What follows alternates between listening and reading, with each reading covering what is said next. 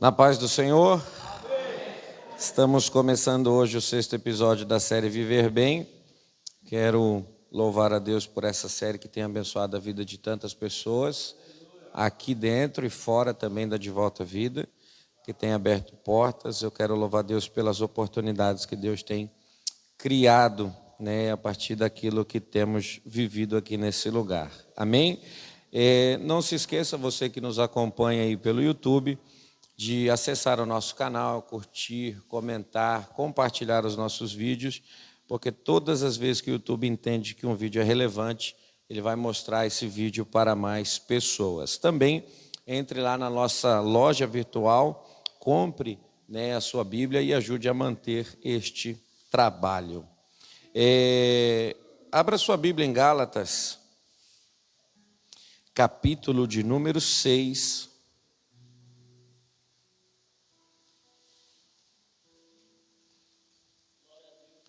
Quero agradecer a Deus pela vida do meu amigo Paulo.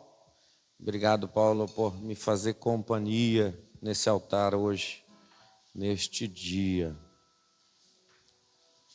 Gálatas, capítulo de número 6.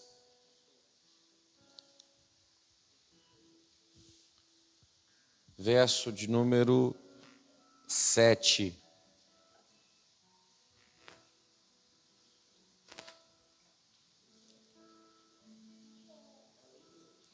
Gálatas 6, verso de número 7. Quem achou, diga amém. Amém. Diz assim a palavra do Senhor: não se engane, de Deus não se zomba, pois aquilo que a pessoa semear, isso também colherá. Quem semeia para a sua própria carne, da carne colherá corrupção. Mas quem semeia para o Espírito, do Espírito colherá vida eterna. Vamos orar? Senhor, obrigado, Pai, por este dia. Obrigado, Senhor, por este 6º encontro, ó Pai, dentro do tema Viver Bem. Que a nossa vida possa ter passado, Senhor, por aprimoramento, aperfeiçoamento, que a Tua palavra, Deus, tão poderosa, continue, Senhor, fazendo essa obra em nossa vida e que nós possamos chegar, ó Pai, no lugar que o Senhor tem preparado para todos nós, de maneira abençoada, de maneira, Deus, equilibrada, segundo e também conforme os Teus mandamentos. Esteja conosco. Esteja abençoando, Deus, aqueles que vão ouvir depois, ó Pai, essa palavra, que em todo tempo, Senhor, possamos ser cheios da Tua presença e glorificar o Teu nome sempre. Oramos, amém. Você pode aplaudir o Senhor?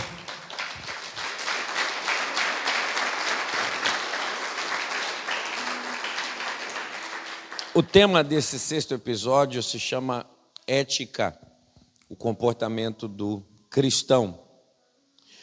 O filósofo Sanches Vasques define ética da seguinte maneira: a ética é a teoria ou a ciência do comportamento moral dos homens em sociedade. E moral é o conjunto das normas e regras destinadas a regular as relações dos indivíduos em sociedade. Então, tendo esse entendimento e partindo desse entendimento, nós vamos perceber que ética está sempre associada ao nosso comportamento, ao nosso comportamento moral, aquilo que agimos mediante o que pensamos. E a moral, ela é um conjunto de regras que determina o meu convívio dentro de uma sociedade. Na sociedade eu vou ver que eu tenho minha vida social, minha vida profissional, minha vida matrimonial, Se eu sou um cristão, a minha vida eclesiástica, onde eu faço parte de uma comunidade cristã ou de um grupo. Então, a ética é esse conjunto de regras que vai permitir com que eu me adeque a determinado grupo ou condição de vida a qual eu participo, tá?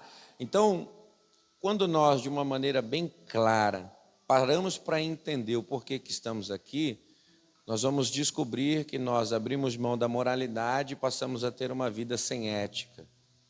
O nosso comportamento era um comportamento qualquer, não havia limites, não havia nenhum tipo de equilíbrio ou comportamento adequado, né, que permitisse com que eu vivesse bem em sociedade, dentro de casa, numa empresa, numa escola, em qualquer lugar. E eu vim parar aqui nesse processo tão importante que é o processo de restauração e recuperação.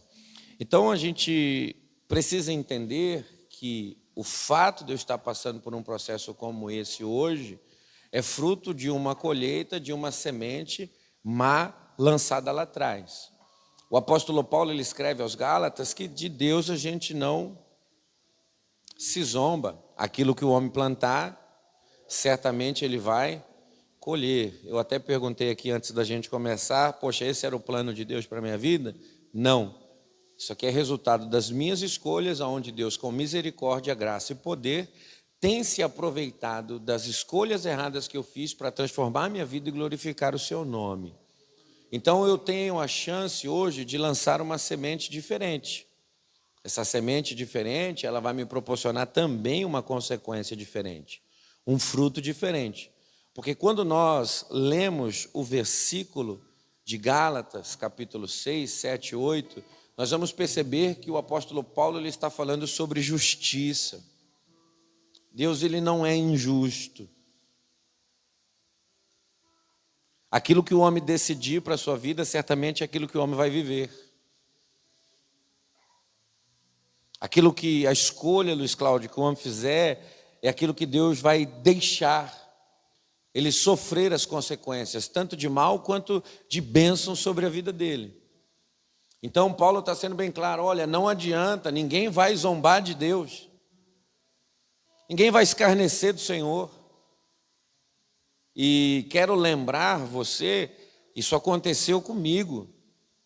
Eu zombei de Deus. Para mim a palavra de Deus não era verdadeira, o pastor era corrupto e ladrão. A igreja era uma farsa que se ajuntava a pessoas frustradas.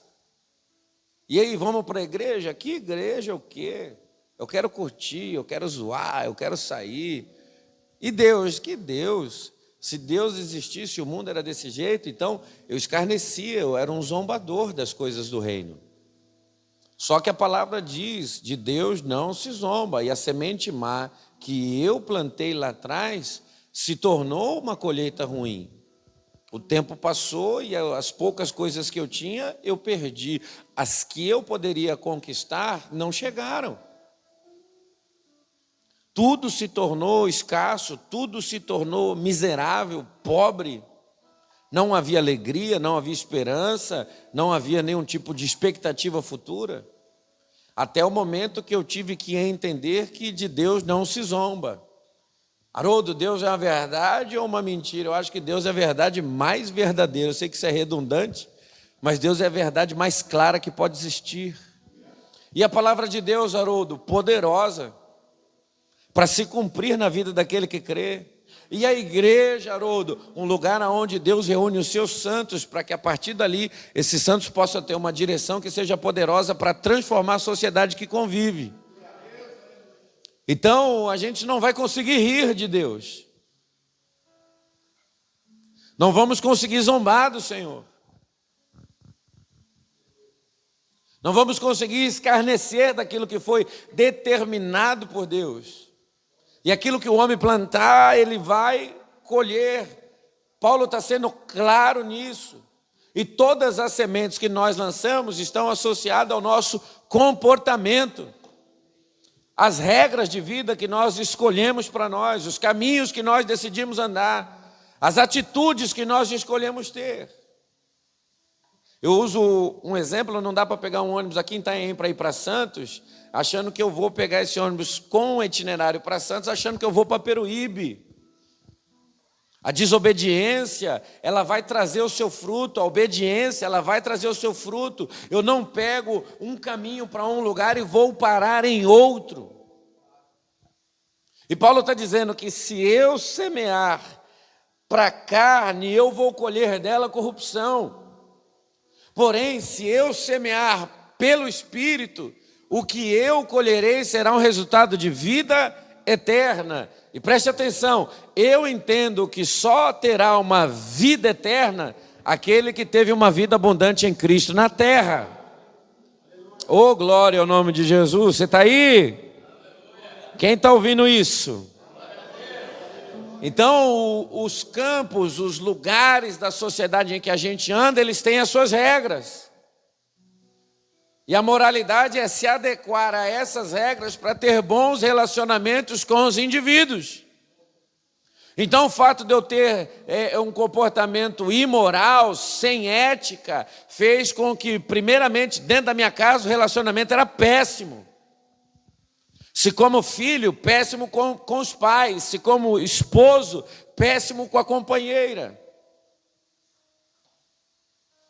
Não tinha limites, não tinha regras, eu fazia aquilo que eu queria. Você estava fazendo aquilo que você queria. Isso estava criando um mal-estar.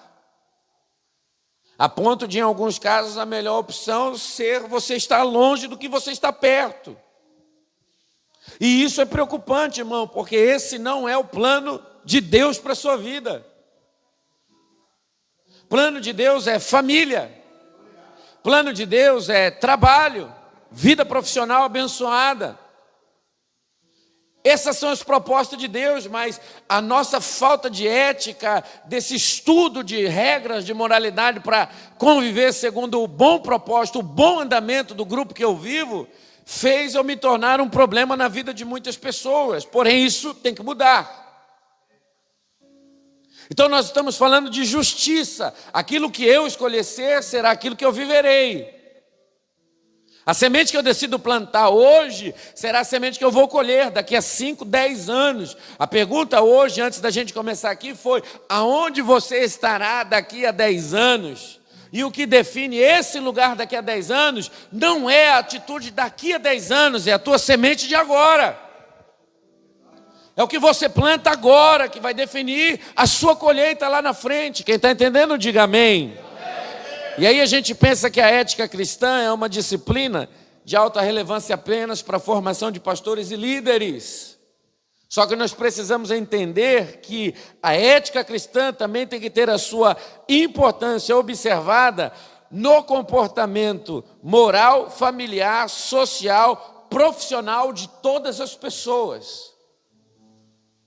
O pastor tem que ter ética, sim, tem que ter moralidade, sim, mas você, se não for líder, precisa ter também, porque você tem família, porque você faz parte de um grupo numa empresa. A empresa tem um propósito. Oh, glória ao nome de Jesus. Sinto graça de Deus aqui. Se eu desejo viver a verdadeira justiça, eu preciso compreender que a ética é o único caminho para isso. Não tem como, irmão, eu viver o que é justo sendo irresponsável. Qual que é o objetivo de todo profissional no final do mês de trabalho? Receber o seu salário. Ele empregou a sua força, ele empregou o seu tempo, ele se dedicou, ele se comprometeu para no final do mês receber o seu. Se a empresa não paga, é injustiça. Só que o justo é a empresa chegar e suprir a expectativa daquele que se dedicou. Agora o homem falta, não vai, atestado falso, irresponsável, atraso, dor aqui, dor lá, e chega no final do mês, ele quer receber. Como se ele tivesse feito. E aí não tem como. Se eu quero viver aquilo que é justo, o meu comportamento precisa ser adequado ao ponto de viver essa justiça. Não tem outra alternativa.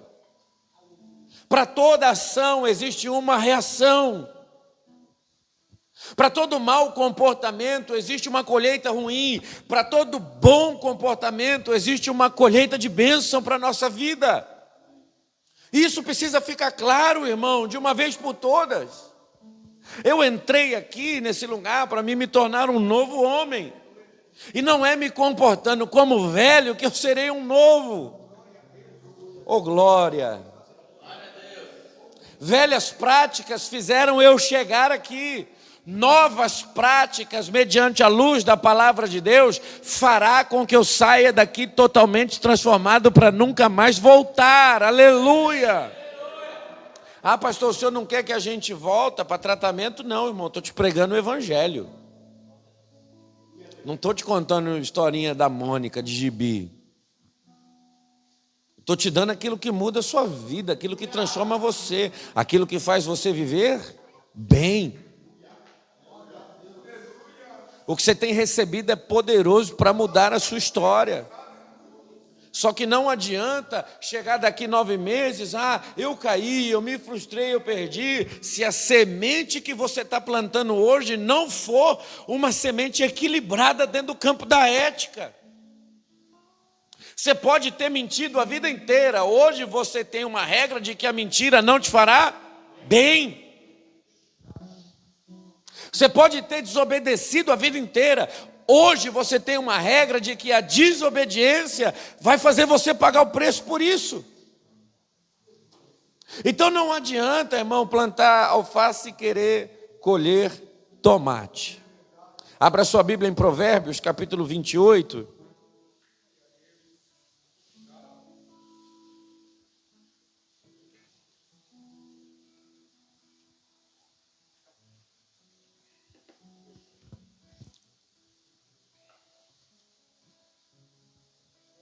Aleluia, Provérbio 28.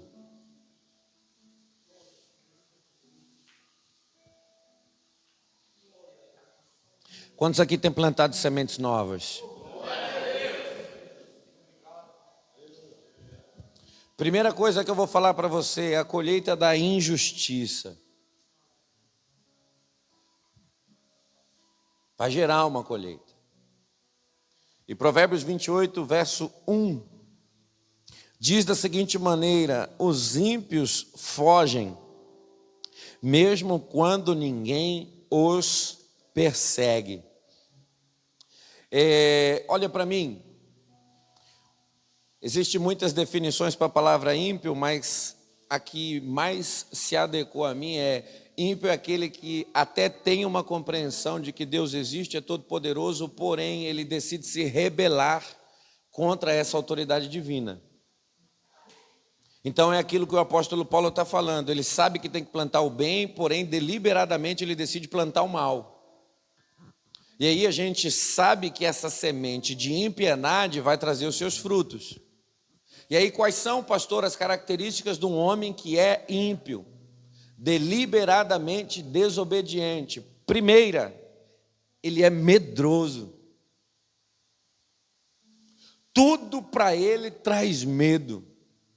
Uma vida nova traz medo, uma oportunidade nova traz medo, em tudo ele é inseguro. Ele prefere se fortalecer naquilo que ele era, do que se transformar em algo que Deus tem proposto a ele. Olha só a importância disso aqui, irmão. Pastor, o que acontece, pastor, com o ímpio? Ele não consegue, ele tem medo de plantar a semente da novidade. Eu vou continuar fazendo as mesmas coisas, falando as mesmas palavras, se comportando do mesmo jeito. Eu vou ser quem eu era, eu tenho medo de viver uma novidade de vida. E aí escute que eu vou te falar, a segunda característica do ímpio, por causa do medo, é a ineficiência.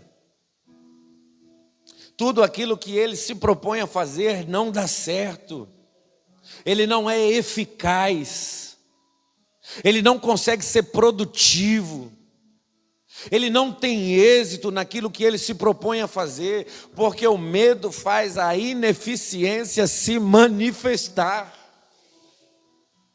É só você observar, vamos pegar um exemplo aqui, alguém lembra do Anderson Silva, lutador de UFC? Quantos nocautes ele tem na carreira? Mais de 30. O adversário dele já entrava com medo, e ele se aproveitava do medo do adversário para colocar aquela pessoa na lona. O medo não permitia com que o adversário lutasse na eficiência máxima. Ele já se limitava, ele já se impedia de dar o seu melhor. Ele não conseguia, irmão, extravasar o máximo potencial. E se tem uma coisa que eu sei que é sobre a vida de todos aqui, é o potencial que você tem. Você tem todas as condições, você tem mentalidade para isso. Você tem uma palavra que direciona, você tem um espírito que te vivifica. Não é hora de ter medo, porque o medo vai fazer de você ineficiente. E aí você fica com medo disso, com medo daquilo, se assegurando naquilo que você já conhece, impedido de descobrir o novo, se preparando para viver a mesma vida que tinha. Coloque esse medo por terra. Coloque essa insegurança que te faz ineficiente por terra. Às vezes a gente tem medo de perdoar pessoas. Se eu perdoar, eu vou mostrar minha covardia. Irmão, perdão é excelência. O maior perdoador que eu conheço nunca perdeu uma batalha. Ô glória! Se eu perdoar, o que vão pensar de mim? Irmão, presta atenção, perdão não revela covardia, perdão revela nobreza. Só que a gente tem medo de viver esse novo. A nossa vida espiritual se torna ineficiente, eu não avanço, eu não cresço. E o que eu vou ser? Eu vou continuar sendo o que eu era. Você não pode, irmão, continuar sendo o que você era. Porque quem você era não dava certo dentro de casa. Não dava certo no casamento. Não dava certo na escola, não dava certo na empresa. Pode pensar o que você quiser, não dava certo. Estava todo mundo cansado. A palavra que mais saía da boca daqueles que estavam perto de você era: eu não aguento mais. E enquanto a pessoa fala, existe a possibilidade de mudar. O problema é quando a pessoa decide. Aí não tem mais o que fazer. Aí fica complicado, porque esposa decide terminar casamentos, empresa decide mandar embora. Então não posso ter esse medo da novidade, porque eu vou me tornar ineficiente. Terceira característica, ele foca apenas na derrota. Para que isso? Não tem necessidade disso. Mas lá fora eu não vou precisar disso, eu não vou usar isso. Está excedendo. Não tem necessidade, mas eu não preciso passar tanto tempo aqui. O ineficiente, ele só foca, irmão, na derrota, na perca. O ímpio, ele só foca na perca. Provérbios está dizendo: o ímpio foge mesmo quando não tem ninguém perseguindo ele. Uma outra característica é: ele triplica as fechaduras de uma porta. Você percebeu aqui, irmãos, no nosso dia a dia, como é difícil você ver uma palavra de esperança se manifestar na boca das pessoas que chegam? Naqueles que estão caminhando até o processo final, você vê: não, vai dar certo, eu sou um vencedor, eu sou um campeão, Deus restituiu, Deus restaurou, Deus vai fazer coisa nova. Quando o cara chega aqui, irmãos, tudo é difícil, não sei se vai dar certo, não sei se eu vou conseguir manter o meu emprego, não sei se a minha esposa vai me perdoar, não sei se meus pais vão permitir eu voltar para casa. Tudo tem impedimento, tudo tem dificuldade, mas o que é isso, pastor? É a colheita, irmão, daquilo que ele plantou lá atrás. Essa falta de esperança é a colheita da semente lançada lá atrás. Essa falta de expectativa, irmão, é o fruto de uma semente plantada lá atrás. Pastor, o que eu faço, pastor? Plante algo novo. Não tenha medo de viver o novo. Não tenha receio de viver o novo. Porque se tem uma coisa que você pode ser aqui, é eficiente. Você não está aqui, irmão, para mostrar novidade lá fora.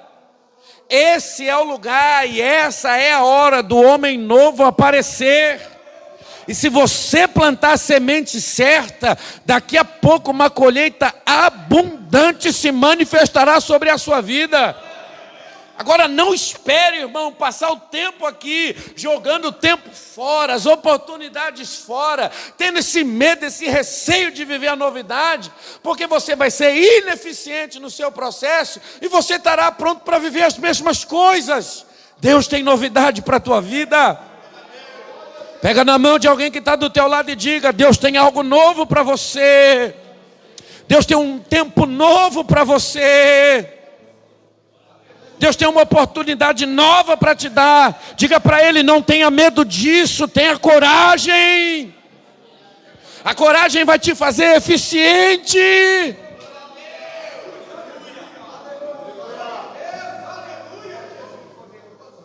A eficiência vai trazer sucesso, êxito. Tudo está difícil, tudo está complicado, tudo. Para com isso, irmão, isso é discurso de derrotado. Entrei aqui para vencer, cheguei aqui para vencer, Deus me trouxe aqui para vencer. O mundo queria me engolir, mas o Senhor me livrou, oh glória a Deus. A minha família estava quase perdida, mas não se perdeu, Deus vai restaurar ela, oh glória a Deus. Alguém sente graça aqui hoje?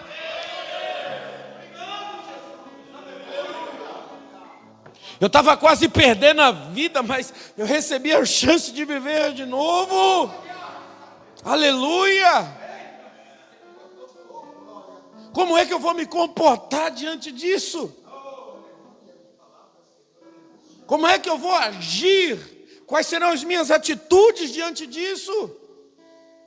Porque a possibilidade do novo está diante de mim. Regras novas, comportamentos novos para viver um tempo novo lá na frente. Mas Marcos, eu ainda sou a mesma pessoa, falo do mesmo jeito, escolho as piores amizades, só sento nas piores rodas.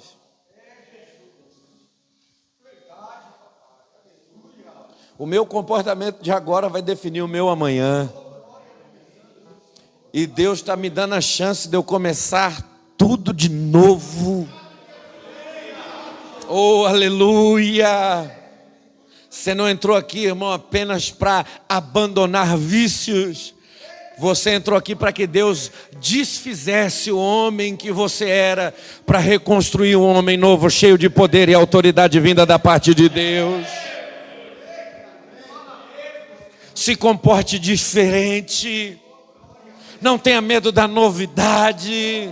Seja eficiente em todas as coisas. Tudo aquilo que vier à tua mão, faça para a glória de Deus.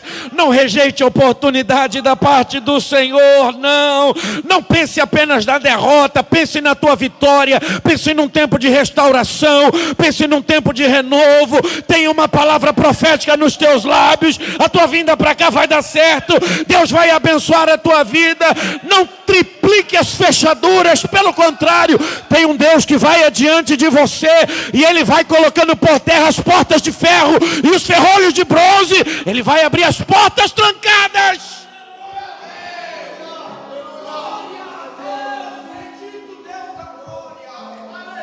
Deus está no céu dizendo: é um vencedor, mas o cara está na terra se comportando como derrotado.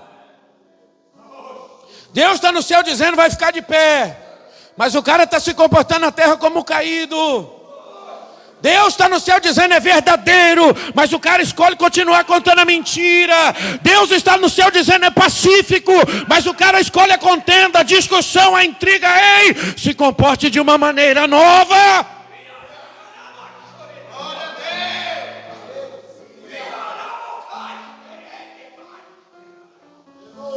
Quais são as regras desse novo tempo que você foi colocado? Como você deve se comportar, irmão, diante da nova oportunidade que você está tendo, aleluia. Se hoje, irmão, você colhe algo ruim, deixa eu te falar algo: você está vivo, irmão, você tem força, e uma semente nova está sendo entregue nas tuas mãos. É hora de plantar aquilo que Deus está te dando. Oh, aleluia! Vou repetir isso aqui. É hora de plantar aquilo que Deus está entregando nas tuas mãos. É hora de plantar a boa semente que Deus tem entregado nas tuas mãos. Medo e ineficiência. Segunda característica da colheita da injustiça, Deus não se deixa escarnecer. Ele é justo, o que o homem plantar ele vai? Ele vai? O que o homem plantar ele vai?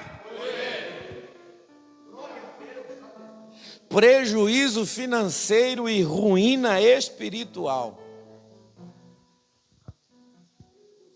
Provérbios 17.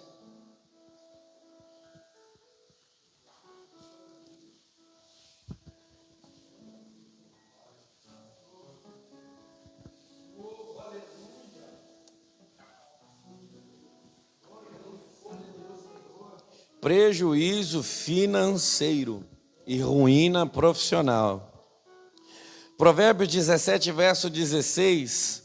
Eu não vou ler o versículo inteiro, mas eu quero ler uma parte. De que serviria o dinheiro na mão do tolo?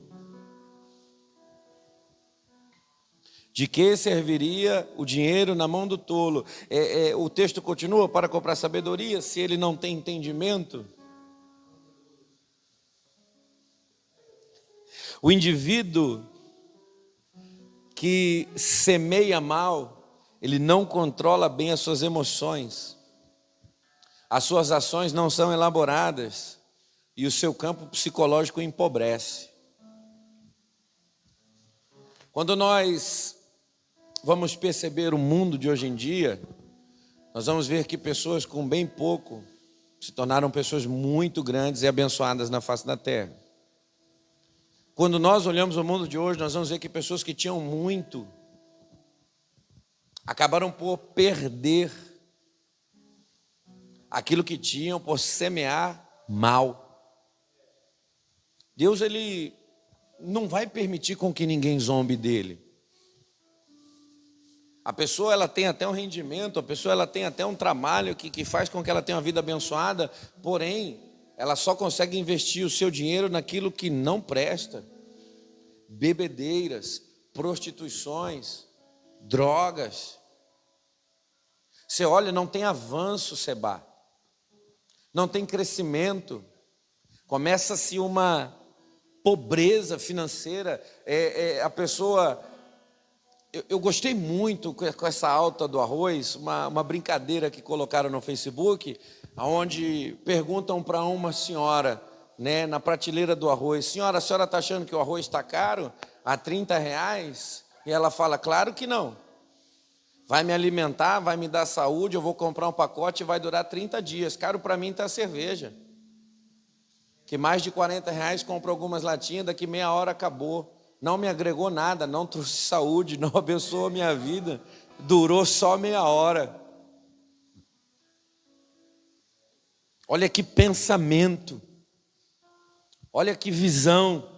Só que aí você percebe o ímpio, aquele que se rebela contra Deus, está sempre tomando dinheiro emprestado, está sempre pagando com juro, não consegue ter sobras.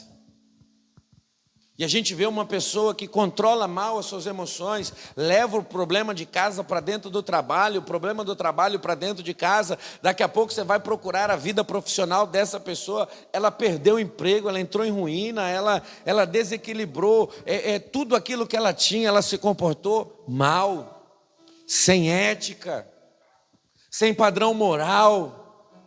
Oh, aleluia!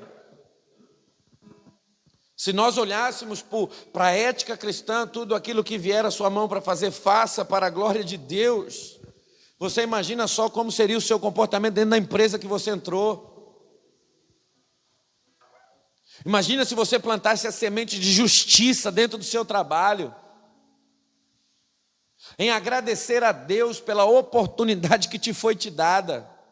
Ah, pastor, mas foi tão pequena, eu entrei de servente. Eu deixo algo da parte de Deus para você: seja fiel no pouco, que no muito você será colocado. Plante a justiça na oportunidade pequena. Oh glória, aleluia.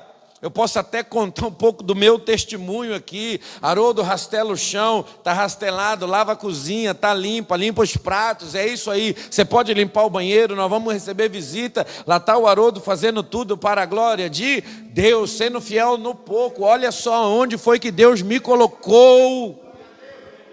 Olha o que foi que Deus fez na minha vida. Deus me deu a chance de administrar, irmão, de volta à vida. Uma instituição tão grande como essa, é tão poderosa em transformação como essa. Nós somos referência, irmão, no tratamento, pelo ensino da palavra de Deus. Aqui nós não estamos trazendo pessoas para manter cativo em remédios, em sistemas, não. Nós estamos pregando o evangelho que liberta e faz de você um homem. Eu tenho orgulho disso. Mas, pastor, aconteceu da noite para o dia? Não. Aconteceu fazendo, irmão, para a glória de Deus, servindo para a glória de Deus, trabalhando para a glória de Deus, dando o meu melhor para a glória de Deus. Eu entrei para me recuperar e Deus me fez administrador. Tu já parou para pensar? Aonde é que você pode chegar? Se você for ético, se você seguir as regras.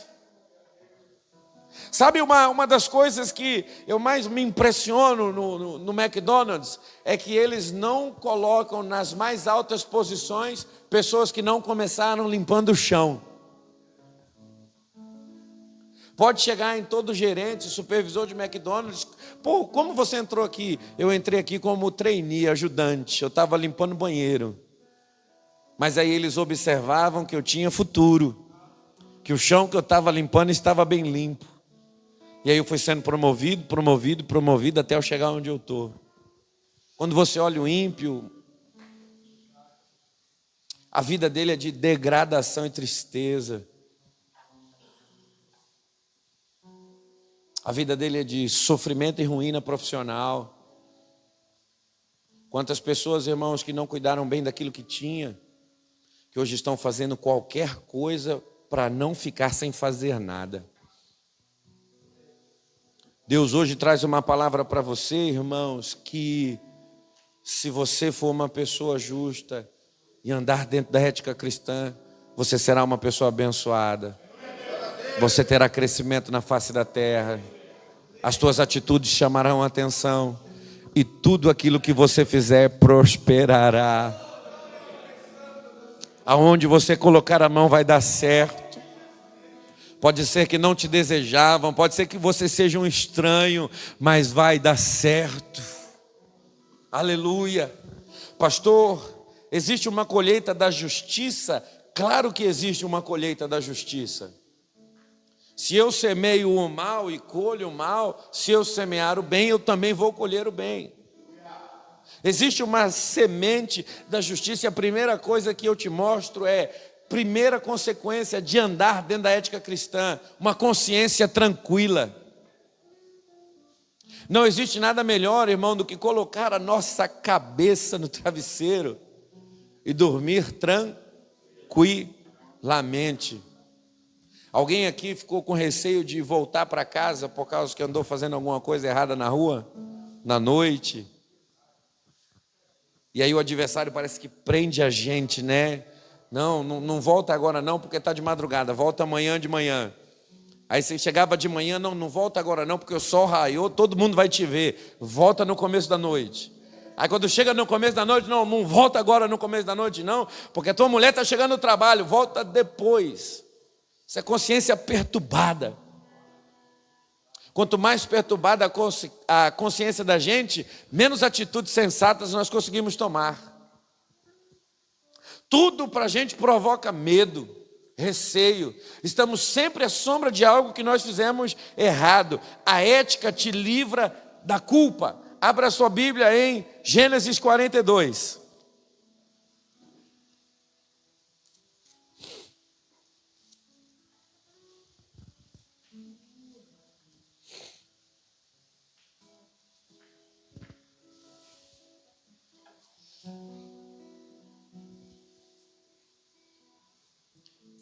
A ética te livra da culpa.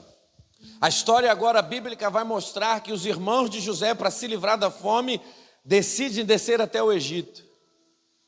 Egito é o único lugar que tem mantimento, e preste atenção, nesse momento de sua história, José não se revelou ainda aos irmãos.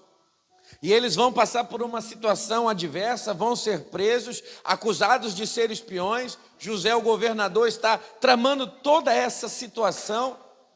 E a gente sabe que existe um propósito de Deus, mas como é que eu vou reagir diante disso? E eu quero que você pare para prestar atenção na história. Quanto tempo se passou? Primeiro, José é vendido pelos seus irmãos ainda moço. Vai para o Egito vendido como escravo, fica na casa de Potifar, governa a casa de Potifar, é acusado de um assédio que ele não cometeu, vai para dentro da prisão.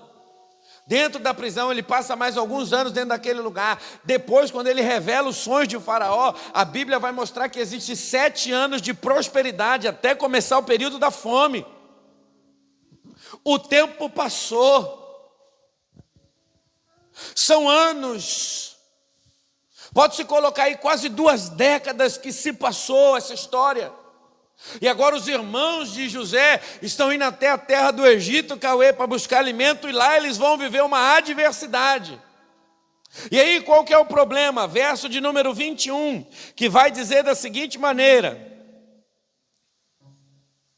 então disseram entre si, na verdade estamos sendo castigados por causa do nosso irmão, pois vimos a sua angústia, a angústia de sua alma, quando eles nos pedia, e não lhe demos ouvidos, por isso nos sobrevém agora essa ansiedade. Rubem respondeu: não é verdade que eu disse, não pequem contra esse jovem, mas vocês não quiseram me ouvir, pois agora estão vendo o sangue dele está sendo requerido de sua mão. Isso é culpa. São quase 20 anos depois ou mais, mas a gente vê pessoas que estão aprisionadas nos delitos que cometeram lá atrás. Pessoas que estão aprisionadas nas culpas dos seus pecados praticados, nas sementes malignas que ele lançou lá atrás. E aí você para pensar qual que é o sentimento desses homens agora. O que foi que a gente fez? Se passaram 20 anos, por que nós tomamos aquela atitude? Nós não devíamos ter feito aquilo. Aí aparece um ainda para dizer: olha, eu me lembro que eu avisei, mas vocês não quiseram dar ouvido. Isso é culpa. E escute o que eu vou dizer: todo anúncio de culpa leva a uma condenação. Mas a Bíblia diz que não existe condenação para aqueles que estão em Cristo Jesus. Eu não sei quanto tempo faz, irmão, que você plantou uma semente lá atrás ruim.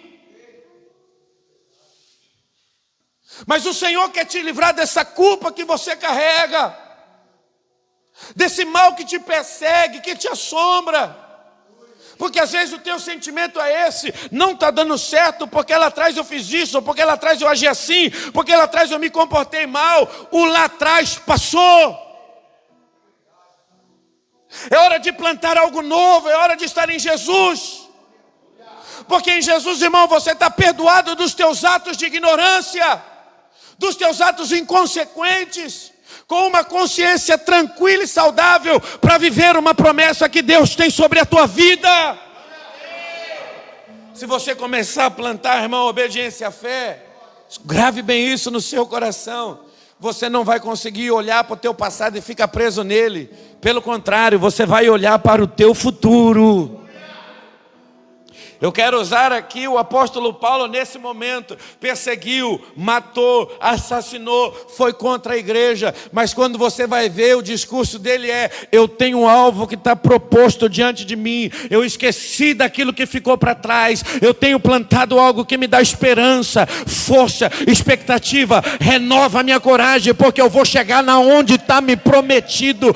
Ei, Deus tem uma promessa para a sua vida. E Deus quer limpar teu coração, Deus quer limpar tua consciência, Deus quer trazer paz ao teu espírito, Ele quer renovar a tua força para você chegar lá. Alguém vai chegar aonde Deus tem prometido, ou você vai permanecer preso?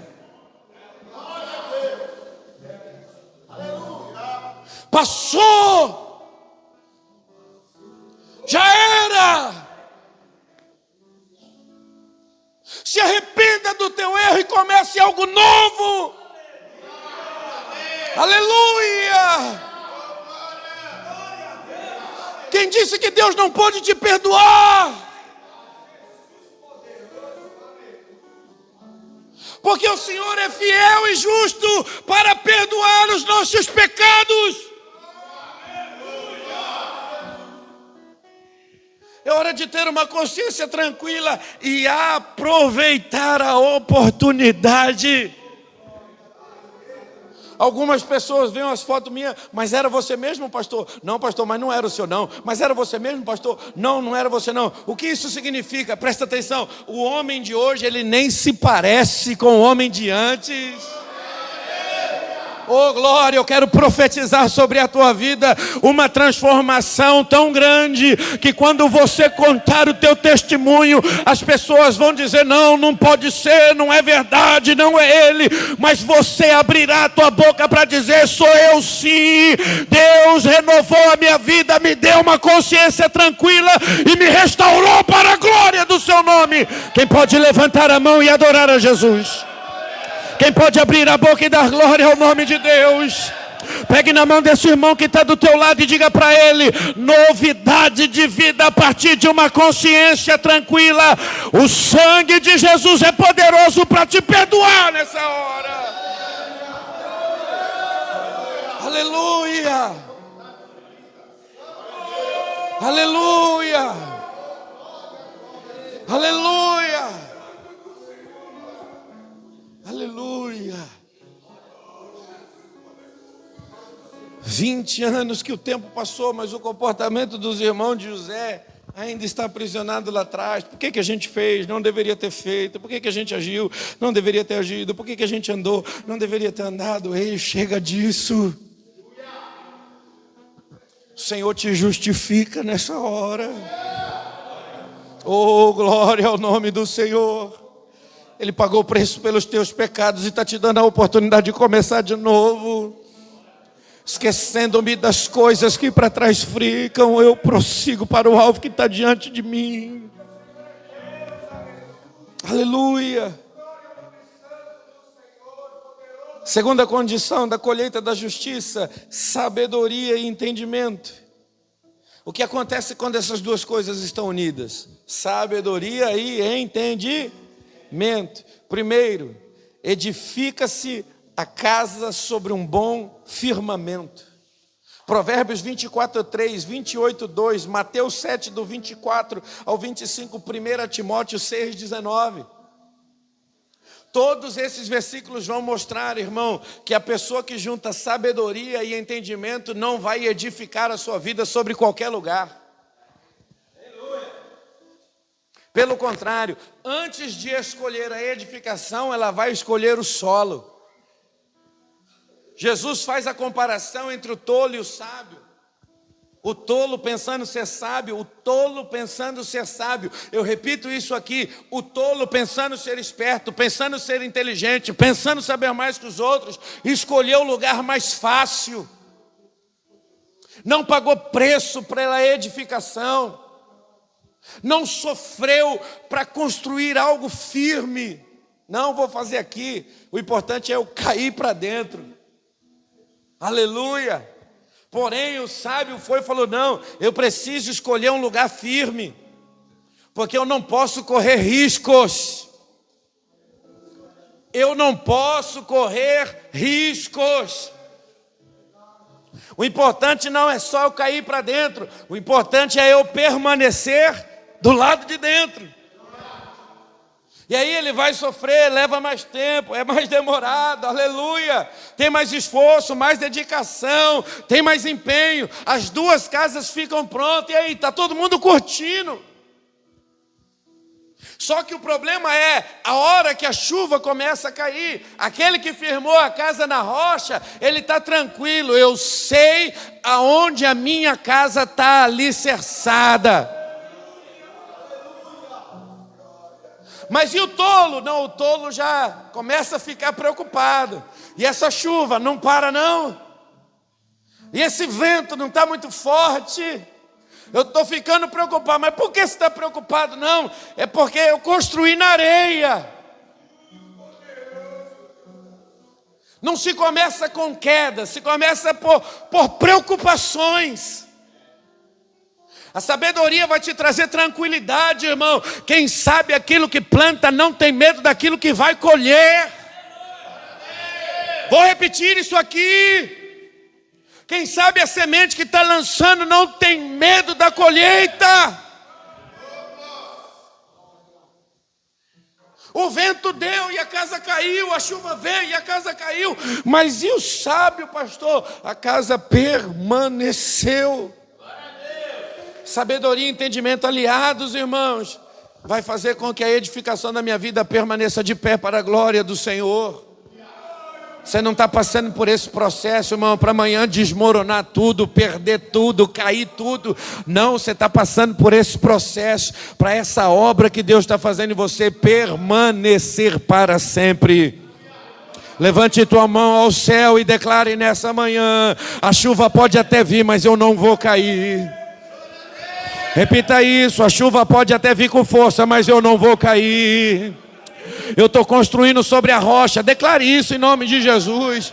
Eu estou construindo sobre a rocha. Eu sei aonde eu estou edificando. Deus está me dando sabedoria para construir um novo homem. Oh glória! A chuva pode até vir, mas eu vou permanecer de pé para a glória de Deus. Eu pergunto: aonde estão os homens que enfrentarão os desafios, mas vão permanecer de pé para a glória de Deus? Vão permanecer cheios para a glória de Deus? Vão permanecer casados, trabalhando para a glória de Deus? Por favor, abra a tua boca e dê um brado de vitória nessa manhã. Porque a permanência é colheita justa. Provérbios 24:4 diz da seguinte maneira: que com sabedoria e entendimento se preenche as coisas dentro de casa. Nós vamos encher as nossas casas de bens e riqueza, e isso remete a uma vida abençoada. Diga para duas pessoas: plante justiça e espere pela bênção de Deus. Ande no bom comportamento e espere pela bênção de Deus. Plante a obediência e espere pela bênção de Deus. Deus vai preencher tua vida, Deus vai preencher tua casa, Deus vai preencher a tua família, Deus vai abençoar você, porque Deus não se deixa escarnecer. Se você está plantando ética, se você está plantando obediência, Deus vai abençoar a sua vida. Eu quero profetizar que a bênção do Senhor vai te alcançar. Você não vai precisar de esforço para ser abençoado, não. A bênção do Senhor vai receber ordem para alcançar a sua vida. Pastor, eu já entendi, pastor, que tem uma consequência mediante aquilo que eu vivo. A vida vai trazer consequências. Eu estou aqui por causa das coisas que eu fiz lá atrás. Essa é a consequência. Mas eu posso agir aqui de uma maneira que eu nunca mais preciso passar por isso. Isso também será uma consequência. Então, pastor, o que eu tenho que fazer, pastor, para que eu possa desfrutar de algo bom na vida? O que eu posso fazer, pastor, para que eu passe a viver bem para a glória de Cristo? O que eu posso fazer, pastor, para andar dentro da ética cristã, da moral e dos princípios que Deus tem para a minha vida? Primeiro conselho, se você está anotando, escreva aí: atender a palavra de Deus. Provérbios capítulo 5, verso 1 diz assim: filho meu, atenda as minhas palavras. Quer ter uma vida abençoada? Atenda aquilo que Deus está falando com você. Não despreze aquilo que Deus tem dito. Oh, glória ao nome de Jesus. Aleluia. Israel é o maior exemplo de desprezo àquilo que Deus falava. E toda vez que a palavra de Deus era desprezada, que o mandamento de Deus era desprezado, toda vez que isso acontecia, o que acontecia? O inimigo invadia, o inimigo machucava, roubava, destruía. Mas toda vez que eles obedeciam, eles prevaleciam contra os adversários.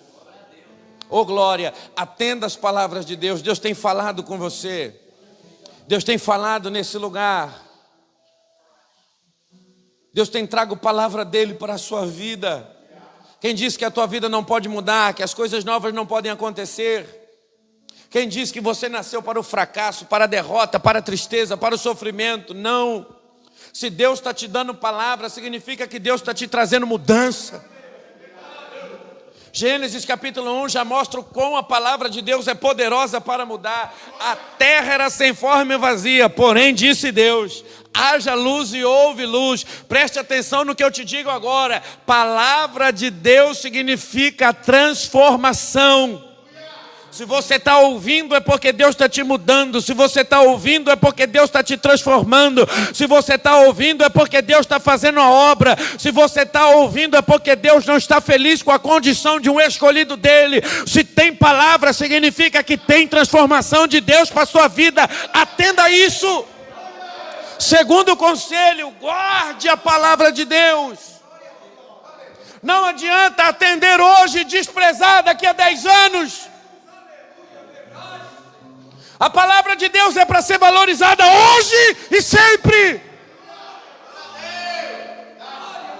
Não adianta ficar em pé, irmão, 2, 3 anos e depois estar na lama de novo.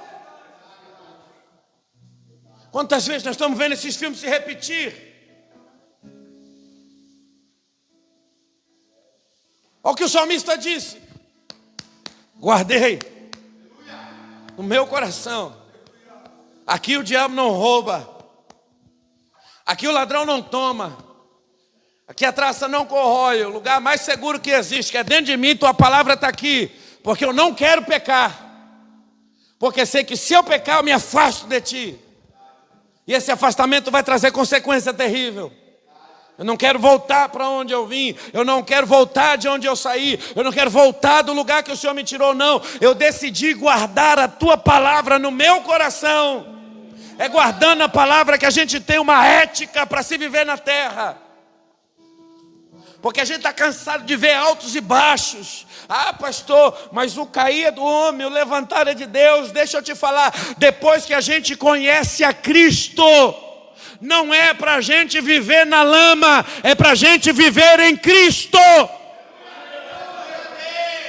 Aleluia! Guarde a palavra de Deus hoje e sempre. Não valorize apenas aquilo que te levanta. Valorize também aquilo que faz com que você permaneça de pé. A palavra de Deus não serve só para te levantar. A palavra de Deus é o sustento que você precisa para continuar com uma vida abençoada. Terceiro conselho: total confiança na palavra de Deus. E eu quero ler o texto de Jeremias, capítulo 17.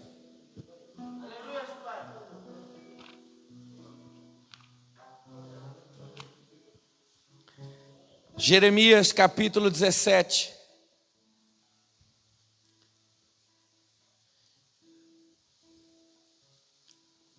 Verso de número 5. Quantos aqui já tem a Bíblia de volta à vida? Quantos já tem? Levante ela aí, isso, quero ver. Levanta aí, levanta, isso. Glória a Deus. Cadê, Joanil, a Bíblia? Levanta aí, Joanil. Ô, glória. O subtítulo diz assim: pensamentos de sabedoria. Verso de número 5, Jeremias 17. Assim diz o Senhor: maldito aquele que confia no ser humano, que faz da sua carne mortal o seu braço, e cujo coração se desvia do Senhor. Porque ele será como um arbusto solitário no deserto, e não verá quando vier o bem. Pelo contrário, morará nos lugares secos do deserto, na terra salgada e inabitável. Preste atenção naquilo que o profeta está dizendo como ser sabedoria, um conselho para a sabedoria. O homem que não ouvir e não der crédito à palavra do Senhor e fazer de si mesmo a sua força, fazer da sua carne mortal a sua força, primeira coisa que ele vai viver, solitário. Ele será um arbusto no deserto, ele não será uma árvore na floresta. Ele não será uma árvore plantada junto ao ribeiro de água, ele vai ser um arbusto no deserto. Primeiro, árvore, crescimento, arbusto, qualquer galho. Não confie em você, não dependa de você, não seja você a sua força. Porque primeiro, você não cresce. Segundo, você vive sozinho, num lugar inóspito. Deus não fez um homem para ele viver só. Eu gosto sempre da colocação de Deus para Adão. Não é bom Adão ficar sozinho. Solidão não é de Deus. O nosso Deus é trino, são 3 pessoas em uma. Pai, Filho e Espírito Santo. Um ser que não vive só, não criaria o homem para ele viver só. Vou repetir, um ser que não vive só, não criaria o homem para ele ficar sozinho. Solidão é consequência do pecado. Oh, aleluia, Deus está aqui nessa manhã. Deus da família órfão. Deus da família órfão. Oh, aleluia, Ele é o Deus que abre o ventre da mulher estéril para que ela possa gerar. Está entendendo como Deus age de maneira poderosa para que o homem não viva só? Só que essa é uma maldição daquele que confia em si mesmo. Só que o conselho para a sabedoria também mostra: bendito aquele que confia no Senhor. Bendito aquele cuja esperança é o Senhor. Bendito que nós possamos ver o testemunho desse que confia, a história daquele que confia, aquele que fez de Deus a sua esperança. E aí vem a consequência: pois ele será como árvore. Diga para quem está perto de você: Deus não te chamou para ser arbusto. Deus te chamou para você crescer e ser semelhante a uma árvore. Porque ele será como uma árvore plantada junto a ribeiros d'água, que estende as suas raízes para o ribeiro e não receia quando vem o calor, consciência tranquila, aleluia. A adversidade pode vir, mas eu sei aonde eu estou retirando força para que eu possa permanecer de pé, oh glória. Aleluia! Eu estou de pé porque as raízes são profundas. Deus tem estrutura para aquele que vive na ética. Eu vou repetir isso aqui. Deus tem estrutura para aquele que tem uma vida de obediência. Deus tem estrutura firme. O calor vai vir, mas você não vai secar. Oh, aleluia! Porque as suas folhas permanecem verdes. E no ano da seca ela não se perturba e nem deixa de dar fruto. Você já parou para pensar em produzir sem parar? A cada semana, a cada mês, a cada ano você está vivendo algo novo para a glória de Deus? Ah, pastor, mas tem crise? Não, para quem está em Cristo não tem crise. Tem muita gente que perdeu o emprego, que está sofrendo, eu concordo com tudo isso daí, mas tem muita gente que na crise, estando em Cristo, recebeu grandes oportunidades de Deus para não parar de frutificar. Ontem o Cauê me disse assim: pastor, as coisas acontecem sem fazer força. Por quê? Porque fazemos da palavra de Deus a nossa confiança. Eu não sei, irmão, a maneira que você está se comportando hoje. Eu sei que para você chegar na onde Deus tem prometido para você, o seu comportamento precisa passar por algumas mudanças. Eu sei que andar mediante as regras, tem regra, cumpra. Não quebre a regra, senão a regra te quebra amanhã. Se tem que obedecer, obedeça. Eu afirmo para você, sem sombra de dúvida, que atender a palavra de Deus, guardar a palavra de Deus e confiar na palavra de Deus vai fazer com que eu permaneça abençoado por a glória de Deus. Você quer ter uma vida abençoada? Vou perguntar de novo. Você quer ter uma vida abençoada? Você é flecha ou você é bumerangue? Flecha ou bumerangue? Deus te chamou para ser uma flecha, tem um alvo para você acertar. É hora de você rever hoje a tua condição dentro da ética, dessa ciência que estuda o comportamento do cristão. Hoje, deixa eu te falar, você está na casa do Pai, diante da presença do Pai. E o conselho que eu tenho para a sua vida é: seja o melhor filho que esse Pai poderoso pode ter. Ele cuida de você, Ele zela da tua vida, Ele renova as tuas forças na tua fraqueza.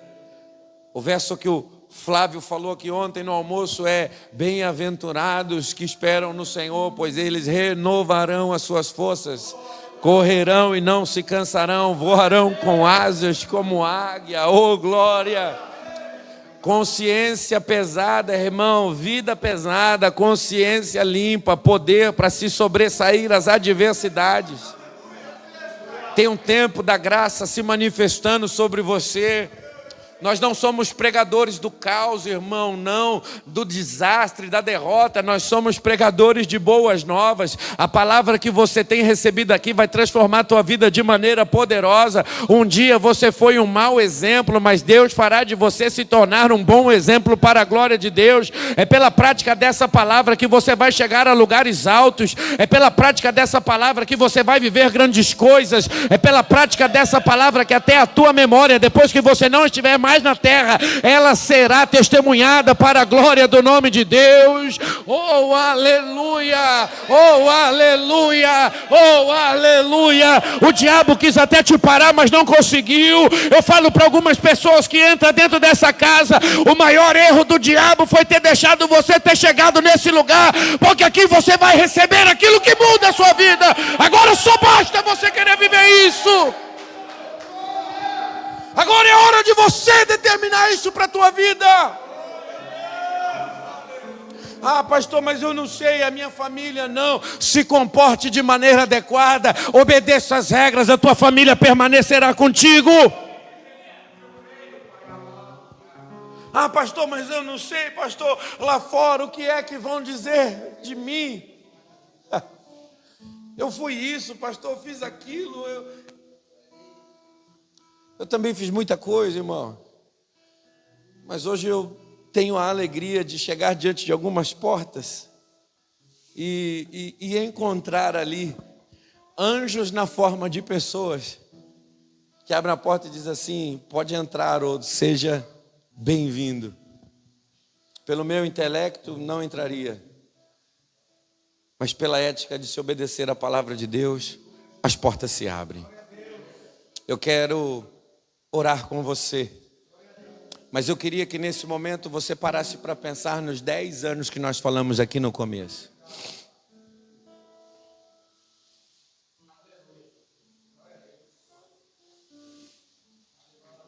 Se você já consegue enxergar alguma coisa, comece a falar com Deus.